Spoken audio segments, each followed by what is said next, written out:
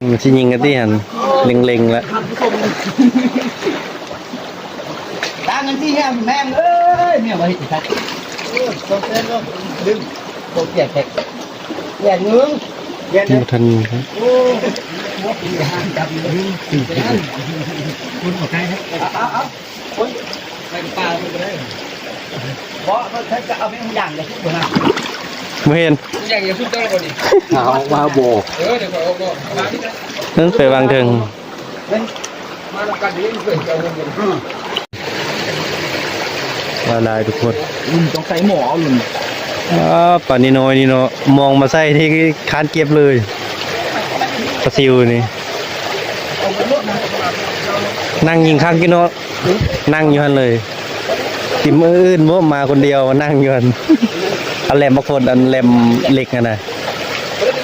โคมมาโยโคมอ่ะมาอันเดียวไปไหมที่ลงไหมไม่ดีวะกินดีอ่ะก็น้อยลูกบ่ลูกตั้งเลยลูกหัวป่านดำมาให้ก็ได้หุ่นก็ได้เกิดไว้หุ่นก็ได้ค่อยๆเด้อนี่นะคนทุกคนนะไอ้ต้องมึงจะฟ้าวนไปปักห้าจักมันชื่ออย่างโบ๊ะมันชื่อของน้องเมียงซัดตัวซัดตัวมึงจะฟ้าไปไรนู่นเป็นนักดำปลา2 4 5 คน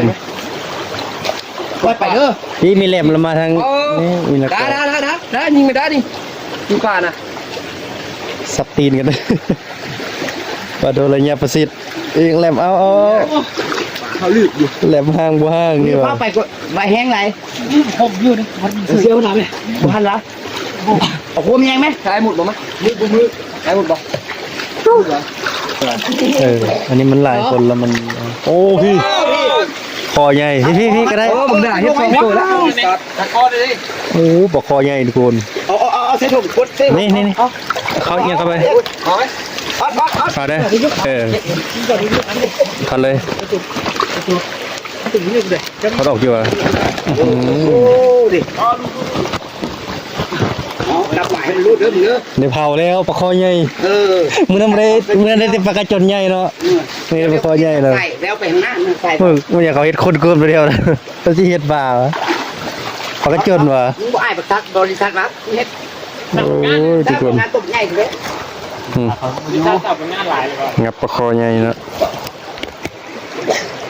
ผมที่เขาบอกเข้ากี่เนี่ยกระจนตัวน้อยปกติเลย